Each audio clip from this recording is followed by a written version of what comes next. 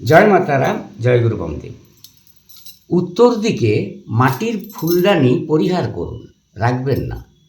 বাড়ির উত্তর দিক হল জল উপাদান স্থান এবং বিধ্বংসকারী চক্র, যেটা মাটি জলকে ধ্বংস করে। সেই জন্য আপনার বাড়ির উত্তর দিকে চীনামাটির বা মাটির পাত্র কখনো রাখবেন না, যেহেতু ওই স্থানের জল শক্তিকে ক্ষতিগ্রস্ত করে।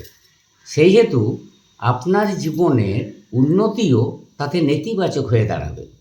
স্ফটিক নির্মিত কোনো বস্তু, সীসা, কাঁচ বা ঝাড়বাতি উত্তর দিকে কখনো রাখবেন না। আসল স্ফটিক বলও উত্তর দিকে ঝুলাবেন না। তোমাদের পাশে আছি, সকলে ভালো থেকো। আমার ভিডিও ভালো লাগলে পাশে থেকো। রাধা রাধা।